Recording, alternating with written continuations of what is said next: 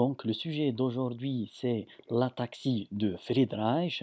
Donc, on dit l'ataxie de Friedreich ou la maladie de Friedreich. Donc, d'où vient le nom Friedreich? Donc, c'est un médecin allemand qui a assuré donc, la description de cette ataxie. Et donc, cette ataxie n'est pas une ataxie normale. Donc, c'est une ataxie pas double. Donc, c'est une ataxie qui va venir donc, elle a pour origine une origine cérébelleuse et elle a même une origine qui est proprioceptive, donc c'est une ataxie sensorielle et à la fois une ataxie cérébelleuse. Donc, c'est une infection génétique, pour plus de précision, c'est une pathologie autosomique récessive, veut dire que les deux parents sont porteurs, mais ils ne sont pas malades. Et donc, cette pathologie-là, ce qu'il faut noter encore, c'est qu'il y a pas ce qu'on appelle l'anticipation. C'est quoi l'anticipation? C'est qu'il y a certaines pathologies qui sont autosomiques récessives et avec le temps, donc au fur et à mesure que les générations passent, donc la mutation, elle s'aggrave avec le temps et même la maladie, elle s'aggrave. Alors que pour l'ataxie de Friedreich, il n'y a pas cette notion d'anticipation.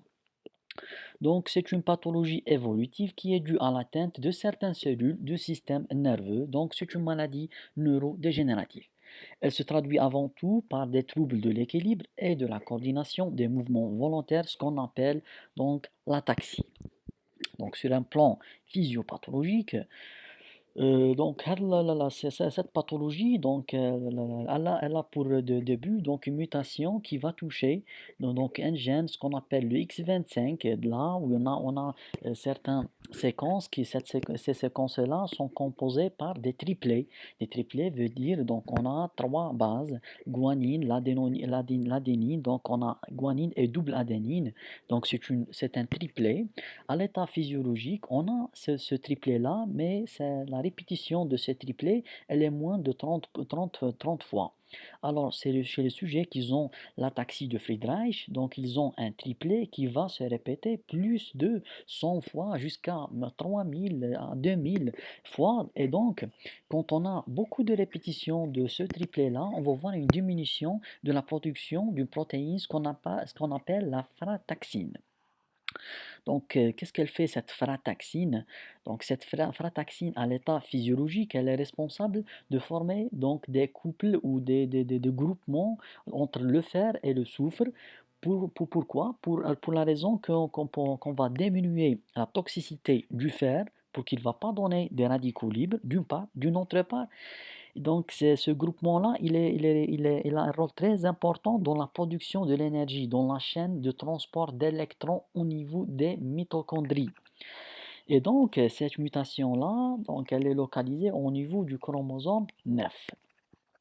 Quand on a cette mutation, donc le fer, il va pas avoir la formation de ces couples-là, il va devenir libre. Et quand il est libre, il va subir une oxydation, il commence à produire des radicaux libres, et ces radicaux libres, ils vont provoquer une destruction de la cellule qui elle-même, elle souffre d'une diminution de la production d'énergie à cause de déficit de la frataxine. Donc, cette frataxine, il faut savoir où elle se localise beaucoup plus. Donc, elle se localise là où on va utiliser beaucoup d'énergie. Donc, on a le système nerveux qui est une zone là où on va utiliser beaucoup d'énergie. Et on a là, on a le cœur. Le cœur, donc, c'est la pompe cardiaque. La pompe, c'est la pompe la plus sophistiquée au monde. Donc, elle va consommer beaucoup d'énergie. Et sans oublier le pancréas. Donc, les cellules de bêta de Langerhans qui sont là toujours pour nous et pour qu'ils vont donner de l'insuline à chaque fois qu'on va donc manger. Et donc, quand on va connaître ces trois localisations, on va comprendre la clinique de cette pathologie. Donc, sur un plan clinique, donc l'atteinte neurologique, elle va se localiser beaucoup plus au niveau du cervelet, et cela qui va donner une ataxie qui est d'origine cérébelleuse, et sans oublier l'atteinte périphérique qui va toucher les nocicepteurs, et là, elle va toucher la nociception, et donc on va voir une ataxie qui est sensorielle. Donc, pour qu'on va différencier entre ces deux types d'ataxie, là, c'est le rôle de Romberg. Donc, il va être positif, c'est on a une ataxie qui est sensorielle parce que la proprioception, elle, donc, elle va elle va être aidée par la vision, parce qu'elle n'est pas très forte comme le cervelet en matière en matière de coordination et en matière d'équilibre. Et donc, c'est pour cela que le Lombac, il est positif quand on a une ataxie qui est sensorielle et il est négatif là où on a une ataxie qui est d'origine cérébelleuse. En plus de ça, on va voir une cardiomyopathie hypertrophique. Et c'est celle-ci qui va donc elle va graver le pronostic de cette pathologie parce que le patient il va mourir par cette cardiomyopathie hypertrophique. Pourquoi? Parce que cette cardiomyopathie hypertrophique, le problème, on sait que dans cette pathologie, le problème il n'est pas dans la systole, le problème il est dans la diastole et à chaque fois qu'on va augmenter le travail du cœur.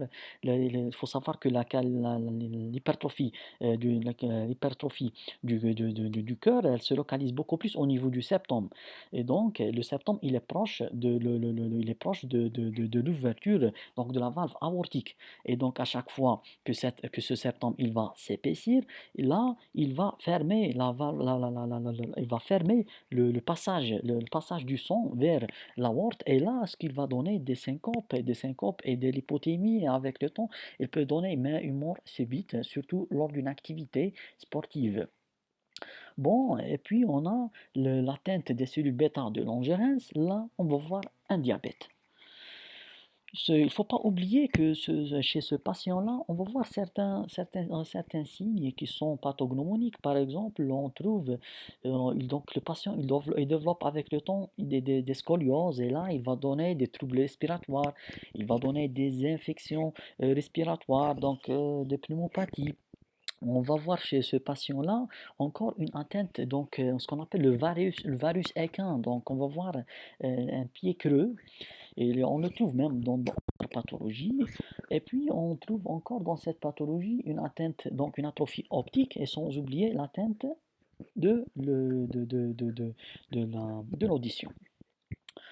Et puis, donc, pour le diagnostic, donc, les médecins pensent à la maladie de Friedreich devant une personne jeune qui présente des troubles de l'équilibre et de la coordination progressive et des difficultés à parler. Bien sûr, c'est la dysarthrie qui fait partie du tableau de l'ataxie. Donc, l'ataxie, on va trouver la dysarthrie, on va faire l'épreuve douanée, et puis on va trouver l'épreuve de marionnette. Donc, donc tout ce qui va concerner l'ataxie. Et puis, on fait l'électromyogramme, donc qui va mettre en évidence une atteinte des nerfs sensitifs périphériques. Et puis, dans 80% des cas, l'échographie cardiaque et l'électrocardiogramme sont anormaux, bien sûr, parce qu'on a cette cardiomyopathie qui est hypertrophique. Donc, le diagnostic il va être affirmé donc, par l'étude de l'ADN prélevée par une prise du sang. Donc, peut-on confondre cette maladie avec d'autres pathologies? Donc, bien sûr, il y a ce qu'on appelle un déficit en vitamine E. Donc, c'est l'ataxie qui est liée à un déficit en vitamine E. Elle va donner des signes cliniques qui ressemblent à l'ataxie de Friedreich, mais là, il faut doser la vitamine E. Si elle est effondrée, le traitement est facile. On va donner au patient la vitamine E. Et puis, on a par exemple l'ataxie télangiectasie. Cette ataxie-là, elle fait partie des ataxies qui sont d'origine héréditaire, mais là, ce qu'il faut savoir, c'est que l'ataxie de Friedreich, c'est l'ataxie héréditaire la plus fréquente. Et puis, par exemple, dans autres types d'ataxie d'origine héréditaire, on a l'ataxie télangiectasie. C'est quoi cette ataxie télangiectasie? Donc, c'est une maladie autosomique et récessive qui va toucher donc, le chromosome 11. Et là, on va voir une mutation. Cette mutation, elle va toucher les gènes qui sont responsables de quoi? Ce qu'on appelle la les gènes de la réparation de l'ADN. Et c'est pour cela, ces sujets-là, ils sont très sensibles aux radiations ionisantes. Et c'est pour cela que ces sujets-là, on va trouver des lymphomes, des leucémies aiguës, des cancers, donc qui sont très, très touchés par les pathologies tumorales. Et puis, on va voir, donc, d'abord, dans cette pathologie, elle va commencer par une ataxie associée avec des télangiectasies qui touchent beaucoup plus le visage, les extrémités. Ce qu'il faut noter, que c'est chez ce patient-là, on va voir des infections respiratoires qui sont très fréquentes et répétitives. Pourquoi? Parce que chez ce patient-là, on a un déficit en IgA. Bon, est-ce qu'il existe un traitement pour cette pathologie? Malheureusement, il n'y a pas de traitement qui permet de la guérison de cette pathologie. Mais il y a un traitement donc, qui est actuellement donné à titre expérimental, c'est le coenzyme Q10. Et donc, et ses dérivés, là, il va améliorer les anomalies de la chaîne respiratoire mitochondriale dans les muscles, mais il ne va pas avoir un effet sur les manifestations neurologiques. Mais encore même, il a des effets indésirables. Et merci.